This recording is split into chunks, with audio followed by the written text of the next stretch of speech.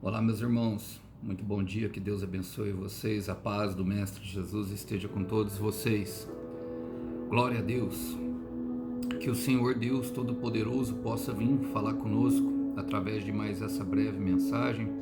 Peço desde já que vocês curtam, compartilhem, comentem, dessa forma vocês contribuem com esse servo do Senhor a ajudar que essa mensagem, não para a glória do homem, mas sim para a glória de Deus, chegue a mais pessoas e assim ela possa, quem sabe, alcançar o propósito dela em outras vidas.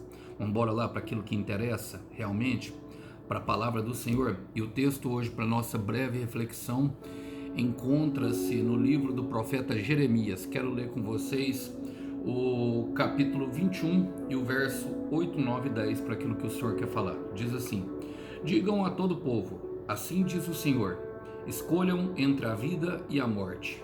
Quem ficar em Jerusalém morrerá por guerra, fome ou doença, mas os que saírem e se renderem aos babilônios viverão. Sua recompensa será a vida.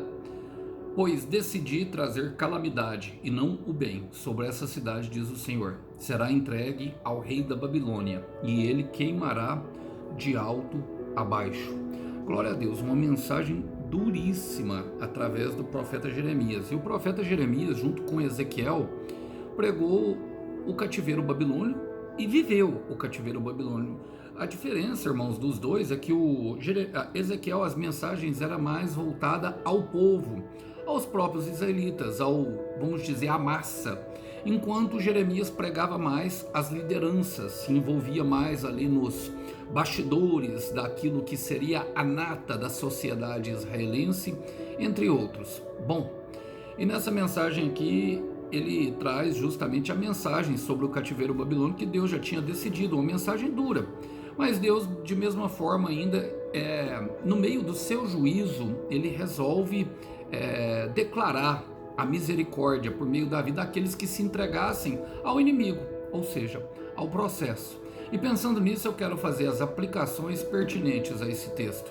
Começa falando assim, ó, no versículo 8, Jeremias 21, diz assim: digam ao povo, digam ao povo, digam a todo o povo, é o que Deus fala. Assim diz o Senhor, escolham entre a vida e a morte. Irmãos, e na nossa vida nós vamos perceber, durante todas as nossas vidas, quando nós aproximamos mais do Senhor, nós começamos a ver isso com mais clareza. Sempre teve lá dois caminhos, sempre teve duas situações a qual nós poderíamos escolher. Normalmente nós, pelas nossas próprias vontades, escolhemos a morte. E aqui é uma mensagem, irmão, bem clara. Ele fala, diga a todo o povo. Existem mensagens que são para todos, irmãos. E essa mensagem aqui, eu creio que quem já me segue há muito tempo já ouviu ela. Mas eu vou relembrar você, meu irmão. Eu vou relembrar você, minha irmã. Assim te diz o Senhor. O futuro está no seu livre-arbítrio. Use-o. A palavra fala, escolham entre a vida e a morte. Jesus vai dizer, irmão, no Evangelho de João sobre isso, em duas partes distintas do Evangelho de João. Eu gostaria de ler com vocês. João capítulo 7, versículo 17, o Senhor Jesus diz: se alguém decidir fazer a vontade de Deus, descobrirá se meu ensino vem de Deus ou se falo por mim mesmo. Ele fala justamente das palavras que Deus tinha dado para ele, que ele foi enviado para pregar as palavras de Deus, ele foi destinado àquilo, ele era a própria palavra. A palavra fala no versículo no versículo 18, que aquele que fala por si mesmo busca a sua própria glória. Ou seja, irmão, aquele que decide falar por si mesmo e não falar em nome de Deus, ele busca as suas próprias realizações, as suas próprias vitórias, mas ele caminha por si mesmo. Mas aquele que busca a glória de quem o enviou, este é verdadeiro, e não há nada de falso ao seu respeito, ou nada de mentira. O que Jesus está falando é fazendo um contraponto, que aquele que busca as suas próprias realizações, ele é mentiroso e é filho do diabo. E como que eu sei disso, Alisson? João capítulo 8. Nós vemos o Jesus, depois de falar naquele célebre versículo de João 8:32, que a verdade vos libertará, numa discussão ali com os israelitas, muitos deles não concordaram, irmão, porque ele disse que todos eram escravos do pecado. E ali ali nos versículos subsequentes, nós vimos Jesus discutindo com eles duramente sobre isso, porque eles falavam que Abraão era pai deles, que eles não eram escravos de ninguém. E Jesus fala assim para eles no versículo 41: vocês estão fazendo as obras do pai de vocês? Protestam eles: nós somos filhos ilegítimos, o único pai que temos é Deus. Disse-lhe Jesus: se Deus fosse o pai de vocês, vocês me amariam, pois eu vim de meu pai. Aqui eu estou. Só que no versículo 40 antes ele fala assim, vocês procuram me matar-me, sendo que eu falei a vocês a verdade que eu vi. Abraão não agiu assim. Se vocês fossem filho de Abraão, fariam as obras que Abraão fez. Ou seja, Abraão atendeu o chamado celestial. Abraão atendeu justamente aquilo que o Senhor tinha coordenado ele para fazer. Abraão era verdadeiro. E tem muitas pessoas que seguem, por exemplo, uma religião, seguem algo na medida, falando que está fazendo a vontade de Deus, irmão, e está longe da vontade de Deus, porque o chamado celestial, irmão, é um para cada um. É um propósito, é um chamado e uma promessa para cada um. Eu sei que existem promessas, por exemplo, que se colidem, como por exemplo um casamento. São duas promessas e um só propósito, são dois corações e uma só promessa. Então nesses casos não tem muito o que dizer, mas é algo que vem do próprio Senhor. Mas no versículo 44 Jesus fala algo que nós precisamos guardar em nosso coração. Ele fala: vocês pertencem ao pai de vocês, o diabo, e querem realizar o desejo dele. Ele foi homicida desde o princípio e não se apegou à verdade, pois não há verdade nele. Quando mente, fala a sua própria língua, pois é mentiroso e pai da mentira. Jesus associa a mentira e tudo quanto é espécie de maldade às obras de Satanás. E nós precisamos aprender, porque diante de nós vai ter morte e vida, irmão, sempre para escolher. Sempre vai ter verdade e mentira. Sempre vai ter morte e vida. Sempre vai ter Deus e o diabo. E é nós que escolhemos. O futuro estará no nosso livre-arbítrio. E voltando a Jeremias, Jeremias diz para eles, justamente sobre essa escolha, fala assim, quem ficar em Jerusalém morrerá por guerra, fome ou doença. E muitas vezes Jerusalém é tirada como o centro da vontade de Deus, mas não nesse caso, irmão. Por quê? Deus decidiu deliberadamente destruir Jerusalém por causa da apostasia da fé. Jerusalém representava justamente para os israelitas aquilo que era o símbolo da promessa, o símbolo da terra da promessa, era a capital. Então Deus estaria entregando, ela seria completamente destruída. Por quê? Porque Deus não ia aproveitar nada. Isso fala justamente da morte do velho homem. Então quando Deus decide fazer juízo, irmão, não dá mais para discutir. Eu quero repetir isso. Quando Deus decide fazer juízo, não dá mais para discutir. E Israel foi avisado, irmão. Deus não resolveu assim deliberadamente. Não foi algo de um dia para o outro. Não, nós precisamos aprender. Nós precisamos aprender sobre como Deus age nessa circunstância. Eu costumo falar, irmão, que o protocolo de Deus, a ação de Deus sobre o arrependimento, ele insiste com a pessoa para que ela arrependa dos seus maus caminhos até os 48 do segundo tempo, até quando não tem jeito, até quando Deus que vai ver que vai perder ela de fato para o diabo, vai perder a alma dela, porque ela não está dando ouvido. Em Amós capítulo 3, versículo 7, o Senhor Deus nos diz que Deus não executa plano de juízo nenhum sem antes avisar os seus profetas e os seus servos. Então a pessoa que está servindo, a pessoa que está vivendo o juízo de Deus, ela sabe, ela recebeu a palavra de Deus. Ela não está inconsciente, ela não está, sem ciência da palavra, ela não está sem conhecimento, ela sabe. Deus avisou várias vezes ela sabe. Em Naum capítulo 1, versículo 3, a palavra diz para nós sobre o juízo do Senhor. Fala assim, o Senhor é muito paciente. E fala do processo de espera, de avisar. Fala, mas o seu poder é imenso. O Senhor não deixará impune o culpado. O seu caminho está no vendaval e na tempestade, e as nuvens são as poeiras dos seus pés. Quando fala que o caminho está no vendaval e na tempestade, é que ele age nas circunstâncias, irmãos. E que ele está num lugar mais elevado. E ele sabe tudo. Quando ele decide executar juízo, é porque a coisa de fato já ficou muito feia. Então ele está ali tentando um último recurso para trazer a pessoa para o lado dele, para salvar a pessoa. E nós vemos isso pela palavra dele. Ele fala assim, ó, mas os que saírem e se renderem aos babilônios viverão, e a sua recompensa será a vida, já apontando para o arrependimento de Cristo, irmão. É impressionante isso, não é? A sua recompensa será a vida. Deus sustentaria todos aqueles dentro do cativeiro babilônico, mesmo em terra estrangeira, mesmo vivendo da escassez. Por quê? Porque serviria de disciplina. Quem se entrega ao processo, irmão, tem chance. Eu quero repetir. Quem se entrega ao processo tem chance. Mas o processo, irmão, nós precisamos entender.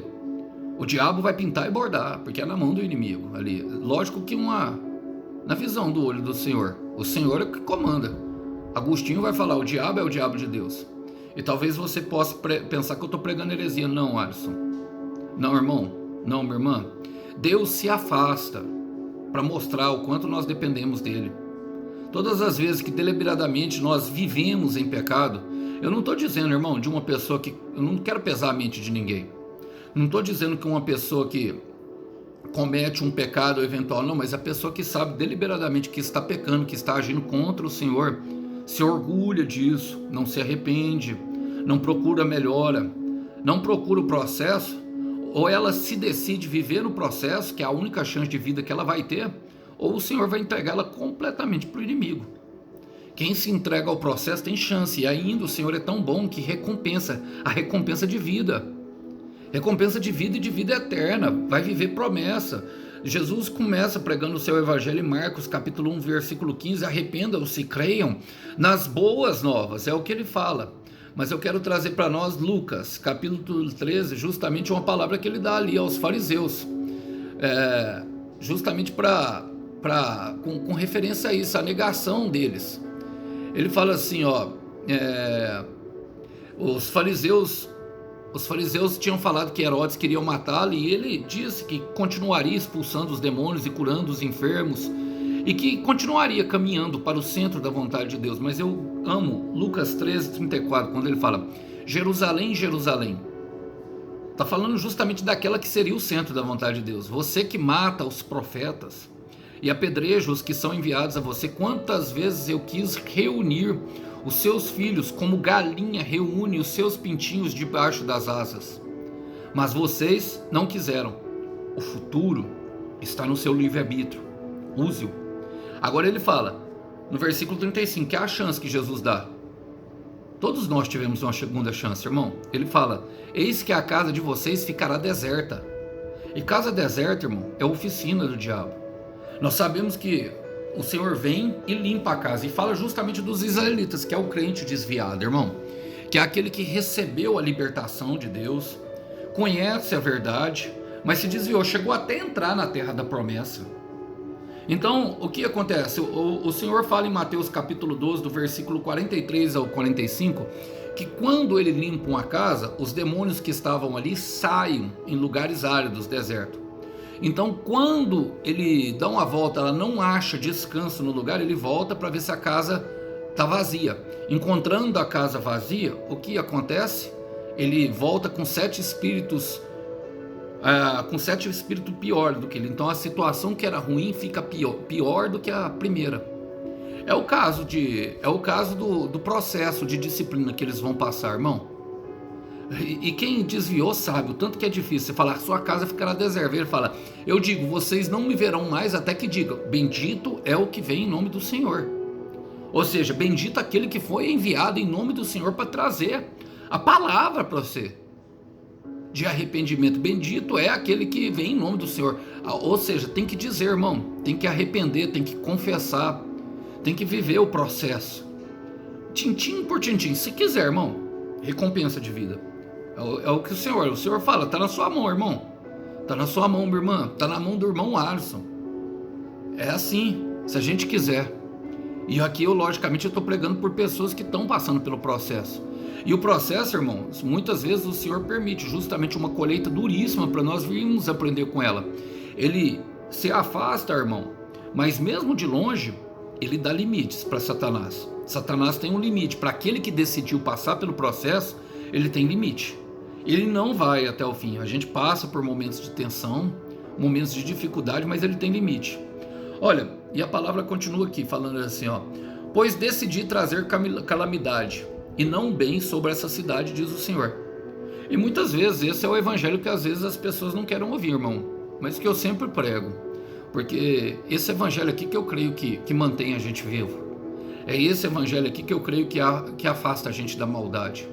É esse evangelho aqui que de certa forma nos leva a decidir pelo Senhor. Por quê? Porque às vezes a taça da ira de Deus vai se encher. Eu quero repetir, às vezes a taça da ira de Deus vai se encher. Há um limite, irmão. Ele é lento para se irar, mas a palavra está falando que ele se ira. Ele se ira, e quando ele se ira, a coisa é ruim. Paulo vai citar isso em 1 Tessalonicenses capítulo 2, irmão, do versículo 14, justamente de irmãos que estavam fazendo a obra, vivendo como Cristo, e irmãos que estavam atacando e perseguindo. Olha o que Paulo diz. Versículo 14, 1 Tessalonicenses capítulo 2. Porque vocês, irmãos, tornaram-se imitadores da igreja de Deus em Cristo Jesus, que estão na Judéia. Vocês sofreram da parte dos seus próprios conterrâneos as mesmas coisas que aquelas igrejas sofreram da parte dos judeus. E você percebe, irmão, que Paulo está falando que o ataque é de quem está próximo, é de quem a gente tentou ajudar, é de quem gerou ingratidão em nosso coração. Oséias vai dizer, irmão, que muitas vezes os profetas foram atacados com hostilidade, tentando levar uma palavra de salvação. Ele fala que mataram o Senhor Jesus e os profetas, e também nos perseguiram. Eles desagradaram a Deus e são hostis a todos, esforçando-se para nos impedir que falemos aos gentios, e estes sejam salvos. Além de tudo, irmão, essas pessoas ainda elas trabalham no conluio, ou seja, arquitetam para Satanás, para que a palavra não seja espalhada e para que pessoas para que a palavra não alcance mais vida, difamando aquele homem, aquela mulher que está fazendo a palavra do Senhor, agindo contra, torcendo contra. E ele fala, dessa forma continua acumulando seus pecados. Dessa forma, é dessa maneira, irmão, agindo contra o próprio Cristo. Sobre eles, finalmente, veio a ira de Deus. É o que Paulo está falando. Então, finalmente, é porque tem um tempo, a taça vai se enchendo. Em Gênesis capítulo 16, se eu não me engano, fala sobre essa taça ali, sobre os amorreus, que fala, eles falando claramente que aquela taça ainda não tinha se enchido, porque o Senhor é lento em irar-se.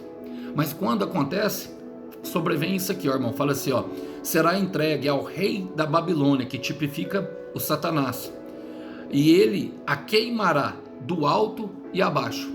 E o rei da Babilônia, que o Satanás, irmãos, o capiroto, o chifrudo, o capetoso, tudo aquilo que você quiser chamar, ele tipifica aquilo que é o trabalho, o fogo consumidor do Senhor, a ira ardente do Senhor. Ele que faz esse papel. Por quê? Porque o Senhor é bom. Ele está doido para fazer, irmão. Ele está doido para arrastar e convencer mais pessoas para o mal. Então, nesse momento, irmão, nós percebemos que o quê? O fogo consumidor não é um bom negócio.